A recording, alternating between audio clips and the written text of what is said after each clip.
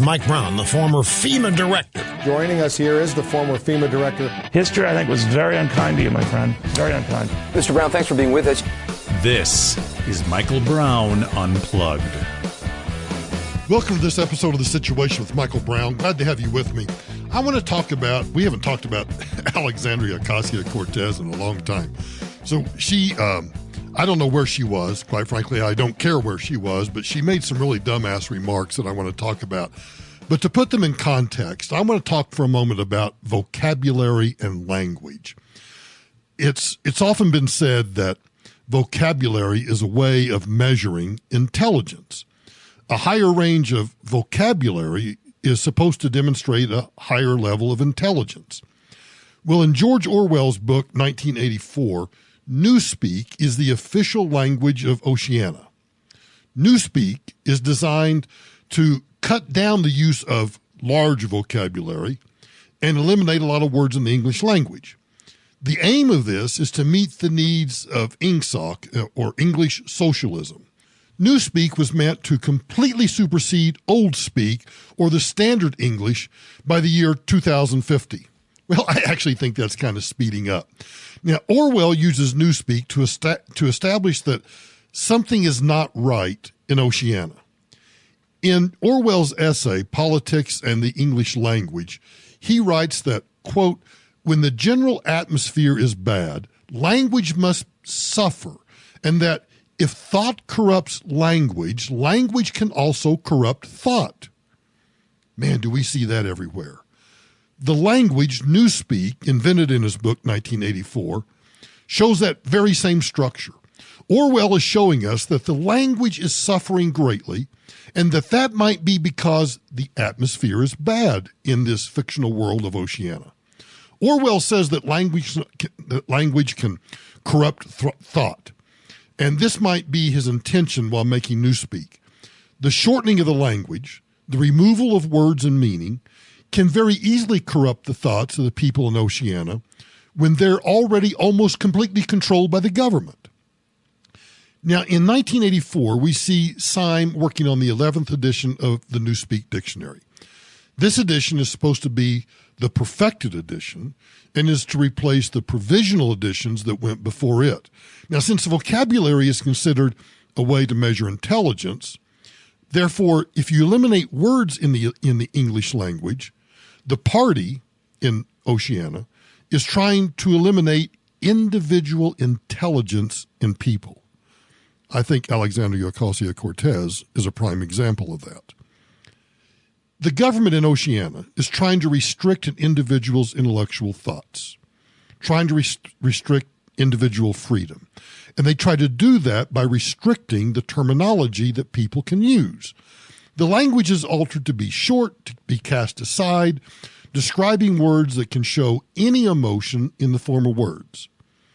So with the use of Newspeak, people are going to be incapable of expressing their emotions. And you've heard me talk before. I believe that not only do you need to be, well, I guess I shouldn't say you need, but I think a well-rounded individual has both a strong intelligence quotient and a strong emotional quotient. So if you're trying to prevent people from being able to express their emotions, you take away half of what makes an individual a unique individual, their IQ and their EQ. Now, the aim of the party in Oceania is to control everything. Sound familiar?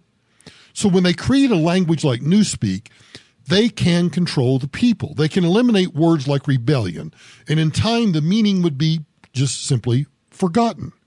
Nobody would ever remember what rebellion meant, or even that the word existed. So the government in Oceania could remove or change the meaning of different words to assist all of this power that's invested in Big Brother.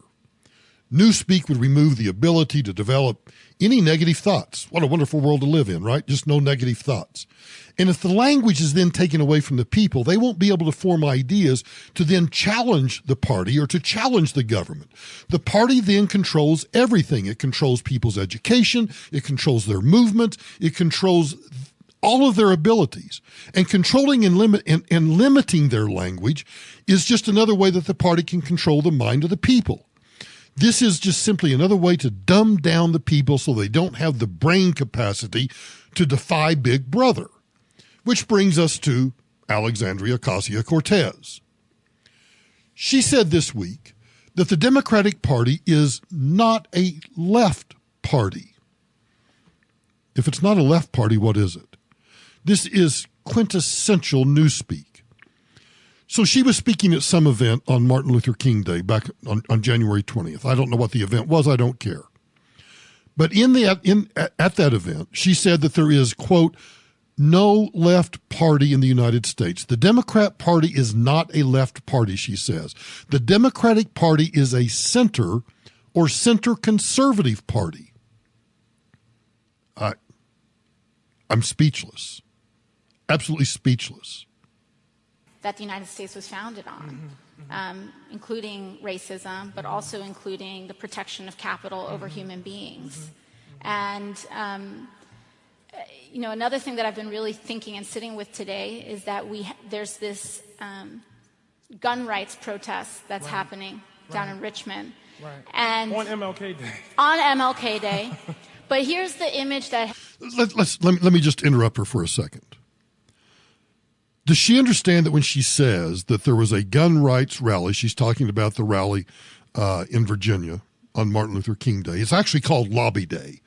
In Virginia, they have Lobby Day, and a lot of states have this, where gun right organizations, all sorts of different organizations. In Colorado, the Chamber of Commerce does it, for Pete's sake. They have a lobby day. They have a day where they go down and they meet the legislature and they bring in lunch for them and they sit down and they talk about issues of the day. There's nothing unusual about this. It's just that it happened to be a Second Amendment group that did it. They have their lobby day.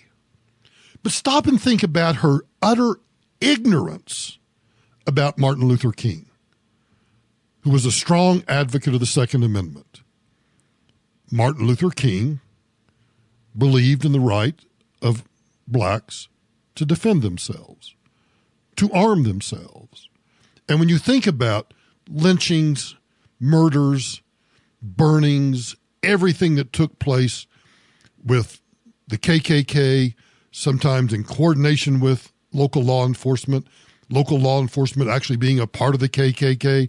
Now, look, I'm not advocating vigilante justice here, but if, regardless of my race, if somebody burns a cross in my front yard and charges through my front door wearing sheets, knowing that their intention is to harm me or my family or to lynch me, yeah, by golly, I'm going to shoot you. You're going to end up DRT, dead right there.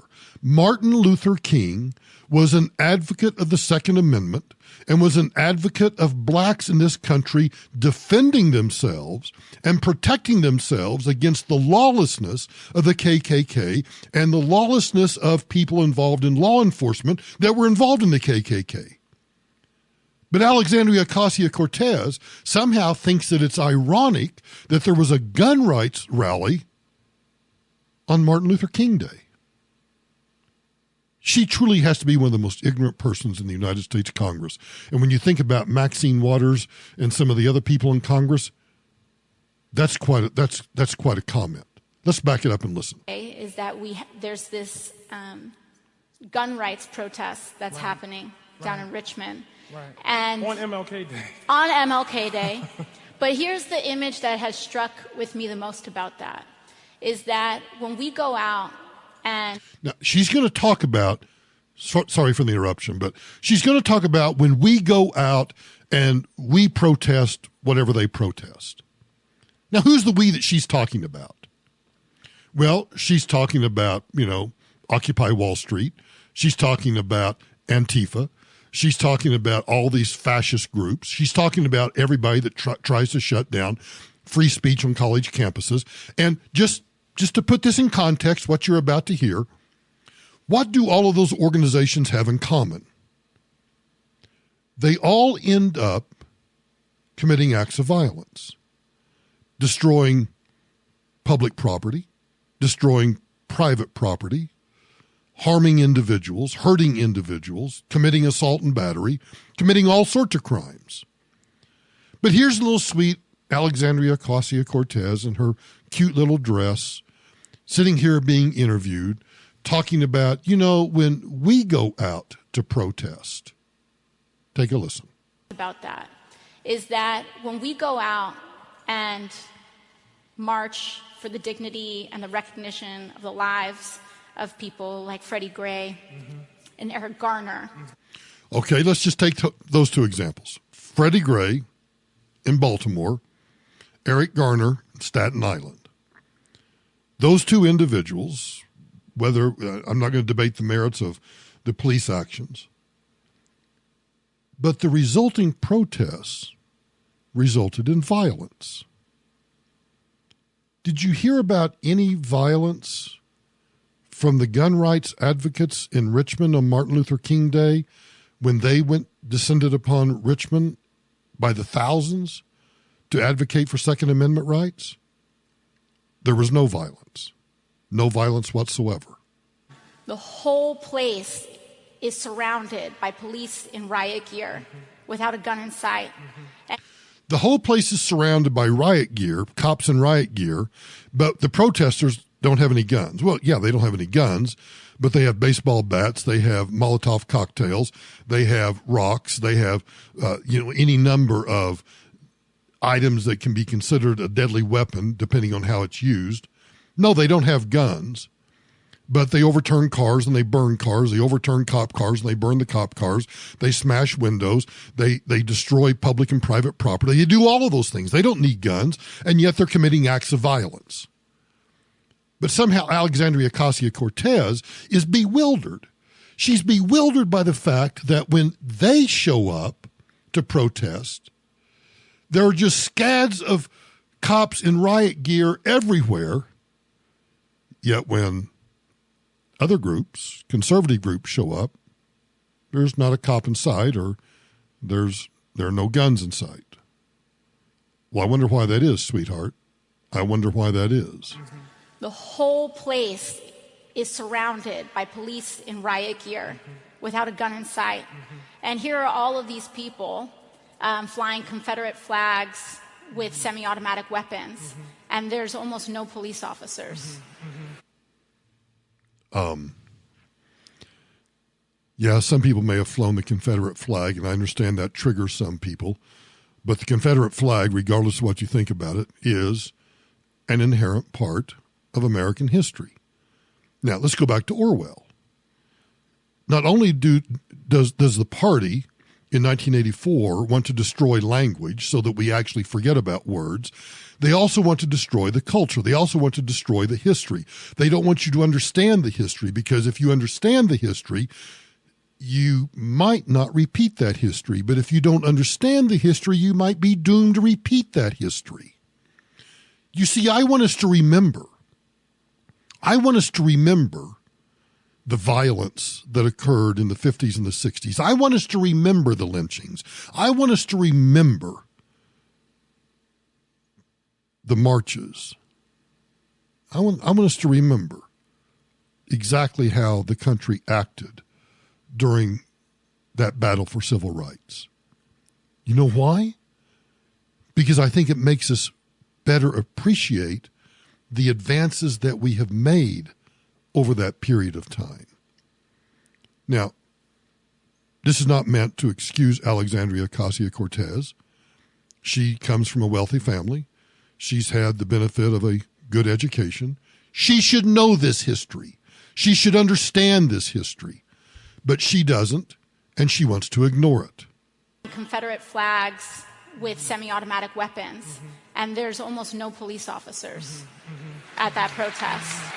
So who or what are our institutions protecting from who? Okay, let's answer that question.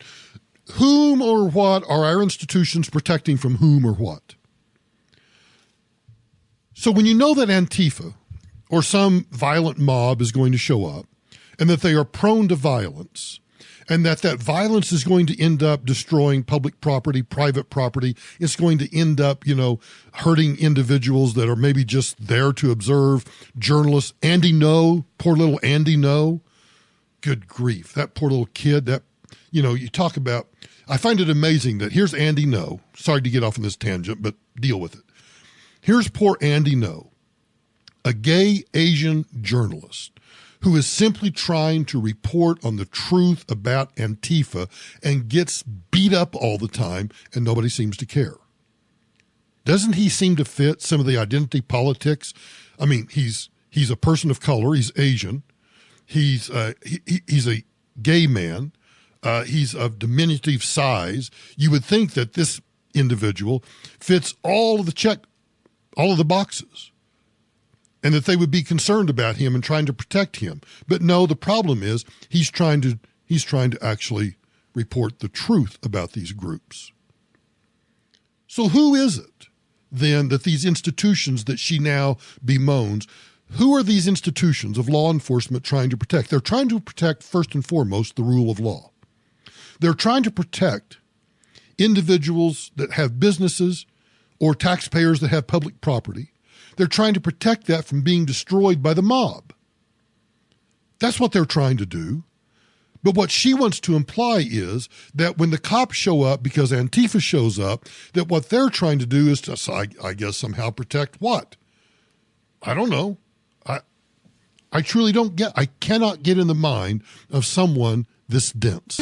Who or what are our institutions protecting from who? Right. And that image conveys it all. Conveys it all. I'm going to take you back to your point about... Conveys it all. Just conveys it all. I think it does convey it all. A bunch of gun rights advocates show up. There's no need for cops. There's no violence. Nothing bad happens. The mob shows up, Antifa, and violence is almost surely going to ensue. So the cops know they need to show up. She continues. In what you said earlier, too, I wanted to go back to what you said about our left party. We don't have a left party in the United States.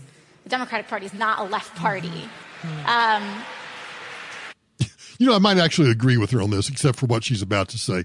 The Democrat Party is not a left party. It's like a socialist party. It's a party of tyranny. It's a party of a planned economy. It's a it's a party of socialism. It's a party of communism. It's a party of fascism. That's what the Democrat Party is today, but that's not what she says.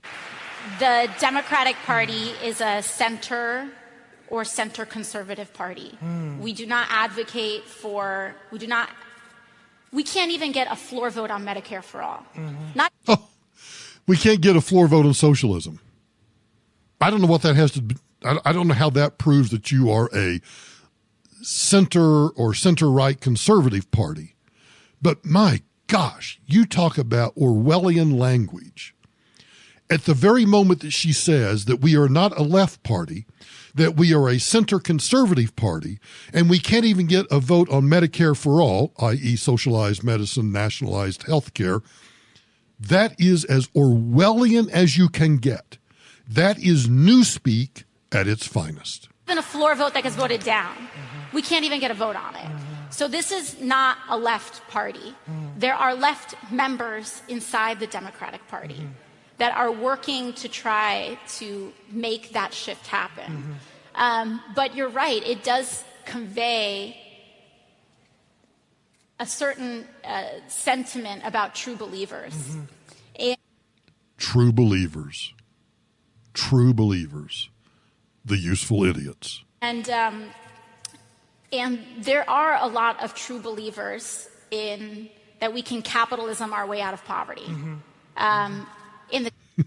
That we can capitalism our way out of poverty. Do you remember the podcast from a few days ago, sometime last week, when I talked about that the number of people living in extreme poverty in the world has decreased from when I was, say, in high school, from 60%.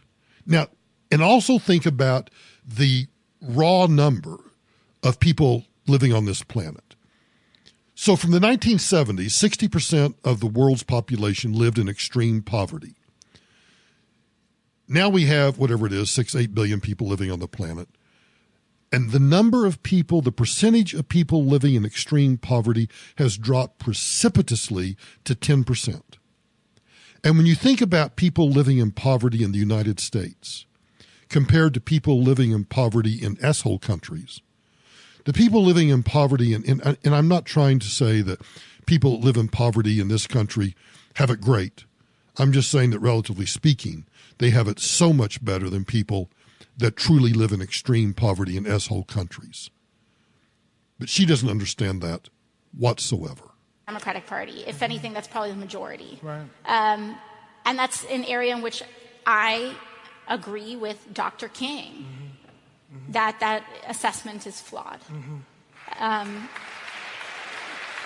I have, honestly, I have no clue what that means. I think what's important to understand is that back in 2008, Obama had to deny accusations of being a socialist. But today, Alexandria Ocasio-Cortez and a bunch of others proudly declare themselves to be socialists. Oh, they couch it in, Democrat socialism or, Medicare for all as opposed to socialized medicine.